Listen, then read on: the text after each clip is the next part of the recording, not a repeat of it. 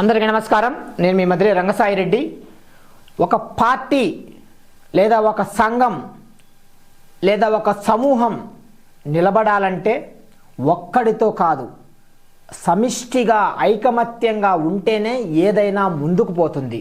ఇది మనం సాధారణంగా రాజకీయ పార్టీలకు అనుకరిస్తే ఏంటంటే 2019 ఎన్నికల ముందు వైసీపీ ఒక ప్రభంజనంలాగా వచ్చి అప్పటిదాకా అధికారంలో ఉన్న టీడీపీని సాగనంపింది. ఒక చరిత్ర అయితే సృష్టించి 175 సీట్లకు గాను 151 సీట్లలో ఘన విజయం సాధించింది.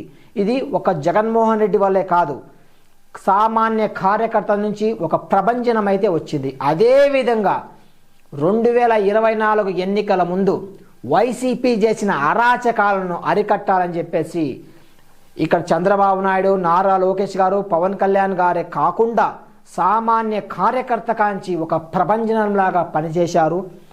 175 సీట్లకు గాను 164 సీట్లలో ఘన విజయం సాధించిండ్రు. ఇందులో ఎటువంటి సందేహం అయితే లేదు. కానీ ఇది మంచి, ఇప్పుడు నేను చెప్పినవన్నీ మంచి విషయాలు.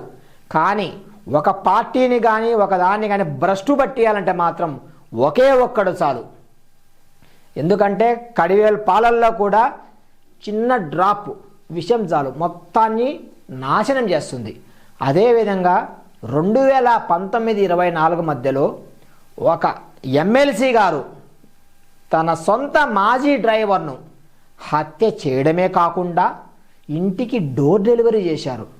ఆ రోజు దాన్ని జగన్మోహన్ రెడ్డి గారి ప్రభుత్వం సక్రమంగా ఎంక్వైరీ చేయనీయకుండా, ఖండించకుండా ఉండడం కూటమి చేతిలో ఒక ఆయుధంలాగా మారింది.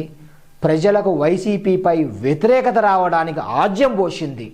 అట్లాగే హిందూపురం నుంచి ఓ ఎంపీ గారు చేసిన ఏదైతే ఉన్నాయో ఆ లీలలు, వాటి వల్ల కూడా పార్టీకి తీవ్ర డ్యామేజ్ అయితే వచ్చింది.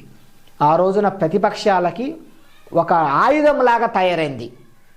ఆ టైంలో కూడా జగన్మోహన్ రెడ్డి గారి ప్రభుత్వం సరిగా స్పందించలేదు, ఆ చర్యలను అరికట్టలేదు. అట్లాగే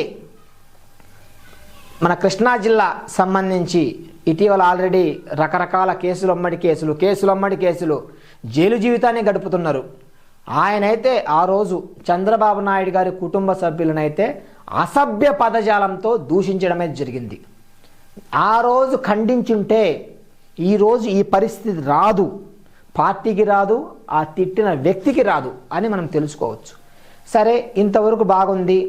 151 సీట్ల నుంచి 11 సీట్లకు పడిపోయారు. ఇప్పటికైనా ఆత్మవిమర్శ చేసుకొని ఇప్పటికైనా మారుతున్నారా అంటే ఇటీవల చూసాం సాక్షి టీవీ డిబేట్లో ఏం జరిగిందో. కృష్ణంరాజు గారు అంత ఎందుకు మాట్లాడాలి? మీరు సీనియర్ జర్నలిస్టు, అంత అవసరమా?